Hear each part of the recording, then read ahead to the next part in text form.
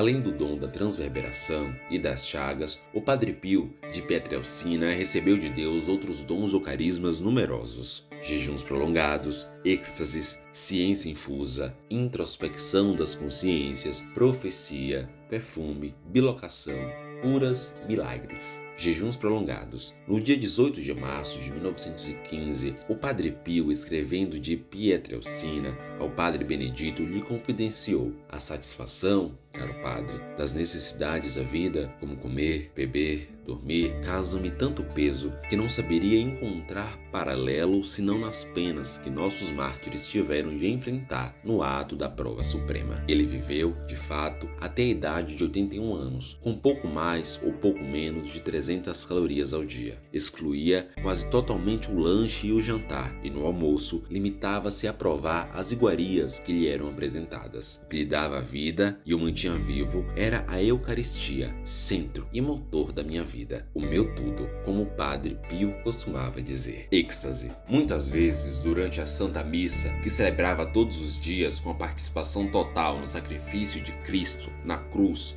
e com amor infinito, podia-se vê-lo num estado de absorção em Deus e de suspensão dos sentidos. Nesse estado, podia-se observá-lo também durante o dia, especialmente quando rezava. Ciência infusa, introspecção das consciências, profecia. No opúsculo intitulado Padre Pio, o padre Nelo Castelo afirmava que médicos, cientistas, políticos, sacerdotes e o homem da rua recorriam a ele para receber conselhos. Levavam problemas graves, ideias para serem clareadas, disputas e perguntas difíceis, cada um no próprio nível, que o Padre Pio dava sempre a resposta exata. Não somente, mas em suas cartas, dezenas de vezes ele escreveu: Jesus pede para dizer-lhe, Jesus me diz para escrever-lhes assim.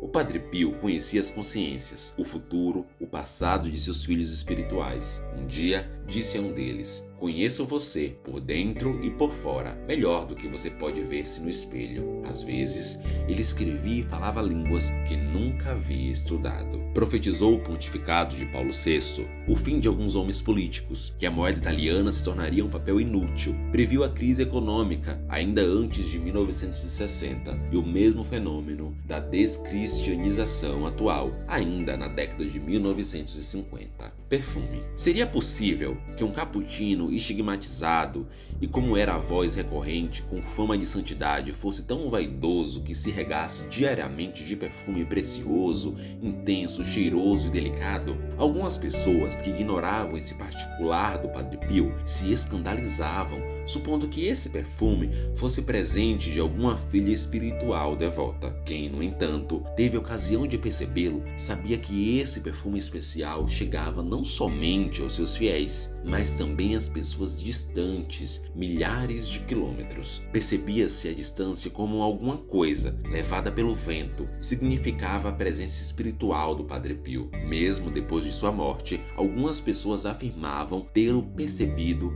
várias vezes. O Dr. Jorge Festa, um dos médicos que examinaram as chagas do Padre Pio para testar sua autenticidade, deixou-nos um testemunho surpreendente. Surpreendente porque ele não tinha o sentido do olfato, mas que da pessoa do Padre Pio para o Dr. Festa era do seu sangue que emanava aquele fragante perfume. Disse de fato, era um perfume agradável, com uma mistura de violetas e de rosas. Considere-se que entre os tecidos do organismo humano, o sangue é o que mais rapidamente entra em decomposição. Em todo caso, nunca tem uma emanação agradável. O perfume que emanava do corpo trepassado do Padre Pio era também sinal de sua castidade angelicamente vivida, imitando o exemplo de seu seráfico pai São Francisco de Assis e de seu não menos seráfico confrade São José de Cupertino, o santo dos êxtases e dos voos, que com exceção das chagas possuía os mesmos dons ou carismas do cappuccino de Pietrelcina, inclusive o perfume. Curas.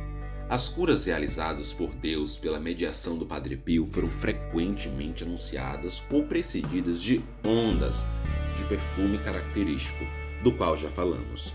As filhas e os filhos espirituais do Padre Pio teriam podido falar das suas experiências pessoais se a obediência não tivesse selado seus lábios. Mas, afortunadamente, houve peregrinos de passagem por San Giovanni Retondo e todos os que foram beneficiados de modo quase inesperado que não se cansam de falar dos prodígios os quais puderam assistir, ou pelo menos quais foram beneficiados. Bilocações. O dom ou fenômeno da bilocação consiste em encontrar-se simultaneamente em lugares diferentes. Esse dom é concedido quando há uma urgência, um perigo grave, uma alma ou um corpo que devem ser salvos. É um dom, como todos os dons sobrenaturais ou místicos, que é concedido para o bem das almas dos outros e nunca para a glorificação de quem é beneficiário dele. A propósito desse dom, o próprio Padre Pio deu uma breve explicação ao Padre Paulino, o qual, durante um recreio, falando da bilocação de Santo Antônio, que enquanto pregava em Pádua, foi até Lisboa para livrar seu pai de uma condenação já decretada. Disse: queria realmente saber como acontece a bilocação. Se o santo sabe o que quer, se sabe aonde vai, mas não sabe se apenas com a mente ou com o corpo e a alma. Padre Pio, que estava atento, lhes respondeu: ele sabe o que quer, sabe aonde vai, mas não sabe se vai apenas com a mente ou se com o corpo e a alma. Esse fato é de 1944 ou 1945. Padre Pio teve sua primeira bilocação já em 1905 e aquela seguiram-se muitas outras. Como falamos brevemente dos acontecimentos da Primeira Guerra Mundial e do serviço militar do Padre Pio, citamos um caso de bilocação acontecido enquanto era servente no Hospital Militar de Nápoles. Numa noite de novembro de 1917, pelo dom da bilocação, salvou da morte certa o general Luiz Cadorna. Este, depois da desastrosa derrota de Caporetto, 24 de outubro de 1917, teve de ceder o posto de comandante supremo do exército italiano ao general Armando Dias. Tendo-lhe recolhido no Palácio Zara, sede do comando, em Treviso, pensava em cancelar a perturbadora humilhação com o suicídio e, numa noite daquele infausto novembro de 1917, decidiu, por fim, a própria vida. Tinha já empunhado o revólver quando viu entrar em seu quarto um frade capuchinho de barba negra que, com um tom de voz de desaprovação, lhe disse: "Vamos, general, não faça essa loucura."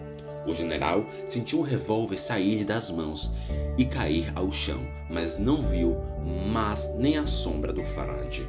As sentinelas, logo interrogadas, juraram que não tinham visto nem de baixo entrar nenhum frade no apartamento. Muitos anos depois, quando a fama do Padre Pio tinha já ultrapassado os limites da Itália, o general Luiz Cadorna, incógnito e em trajes civis, foi até o convento capuchino de San Giovanni Rotondo. Meio escondido, no canto do longo corredor, esperou com paciência a passagem dos frades e entre eles reconheceu seu visitante noturno.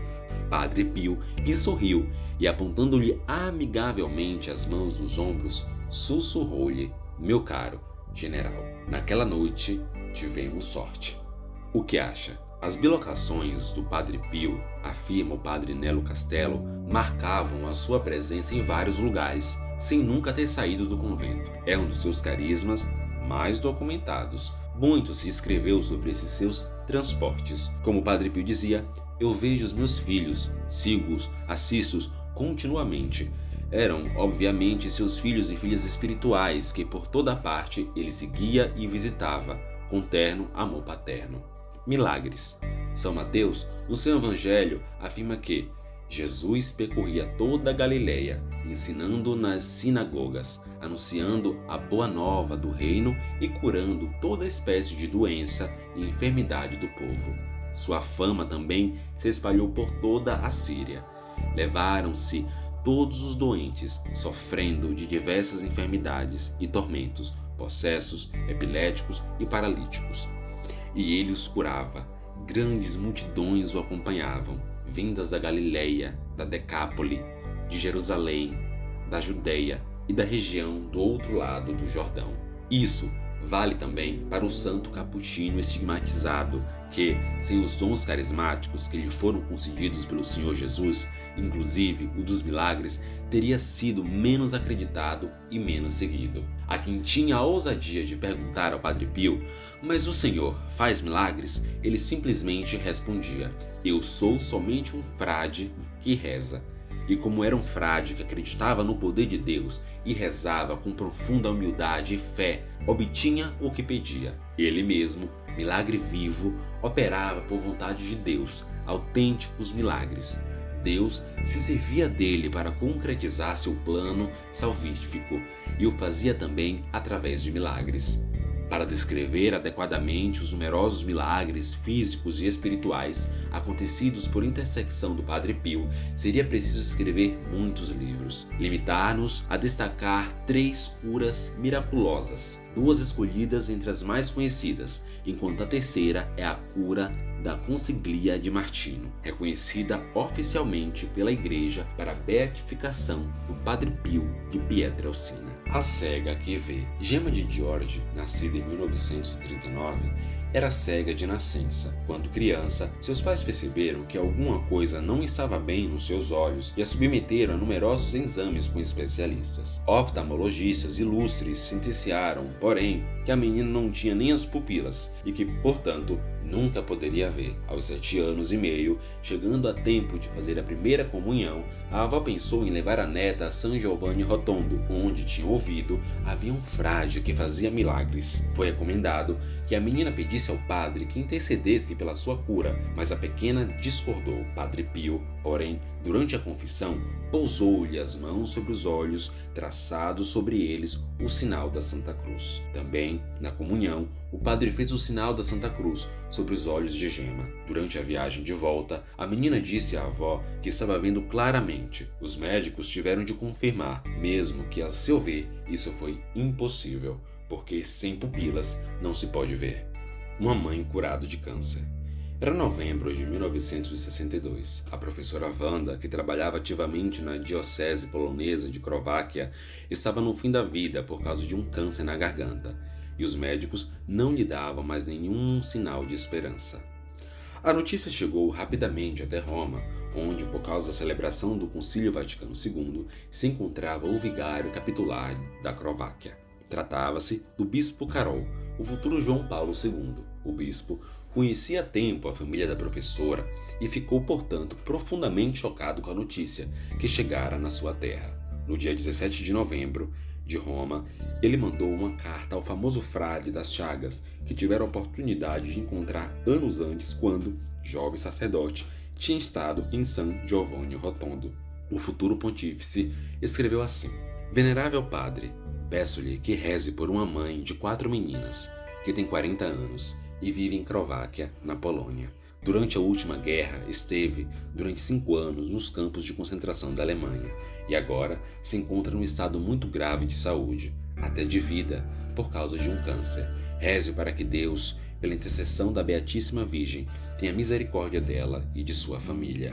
No dia 28 de novembro, 11 dias depois, foi entregue ao Padre Pio uma outra carta do bispo polonês. "Venerável padre, a senhora que mora em Crováquia, na Polônia, mãe de 4 meninas, no dia 21 de novembro, antes da operação cirúrgica, sarou de repente. Damos graças a Deus e também a vós, venerável padre. Transmito-vos os mais vivos agradecimentos em nome da mesma senhora, de seu marido e de toda a sua família." Sarou depois de ter sonhado. O milagre que a Igreja, depois de longas e complexas averiguações científicas, reconheceu para a beatificação do Padre Pio aconteceu há apenas poucos anos. Era o dia 1º de novembro de 1995, quando Consiglia de Martino se viu, de repente, às portas da morte. Consiglia, que todos chamam de Lina, morava em Ogliara, uma cidadezinha próxima de Salerno. Naquela manhã, sentiu-se mal e descobriu um tumor do tamanho de uma laranja na garganta. Internação no hospital, tomografia e diagnóstico funesto, ruptura do ducto torácico. Seu corpo já havia sido invadido até o pescoço com líquido linfático. Linfoma foi o diagnóstico, uma doença da qual é difícil de se salvar. Decidiram operá-la na manhã seguinte, mas, de noite, aconteceu um milagre. Ela, que era fiel do Padre Pio, depois de uma visita a São Giovanni Rotondo, 8 anos antes, dirigiu-se em oração ao frade. Padre Pio, pensa nisso, confio-me a ti, ajuda-me. Dormiu e sonhou que o Padre Pio lhe tocava levemente o pescoço e o tórax, dizendo-lhe: a intervenção cirúrgica não lhe adianta mais, opero-a eu mesmo. Sonho, aparição. O fato é que de manhã, quando os médicos preparavam a cirurgia, ela percebeu um intenso perfume de flores. Pediu aos médicos que fosse refeita a tomografia antes de entrar para a sala de cirurgia. Atenderam-na e ficaram estupefatos. O líquido linfático havia se retirado de todo o corpo. O tumor no pescoço havia se reduzido ao tamanho de uma noz e, em pouco tempo, desapareceu-se por completo. Incrédulos, os médicos conservaram-na no hospital ainda durante 4 dias, submetendo-as a toda espécie de exames. No final, se renderam, reconheceram que a cura não era cientificamente explicável e a mandaram para casa. Hoje, Consiglia de Martino está muito bem e ajuda o marido e um dos filhos na direção de um pequeno supermercado. Milagre? Disse logo o povo, como para outras curas prodigiosas, inexplicáveis, atribuídas ao Padre Pio. E como milagre, reconheceu-se oficialmente a Igreja no dia 21 de dezembro de 1998.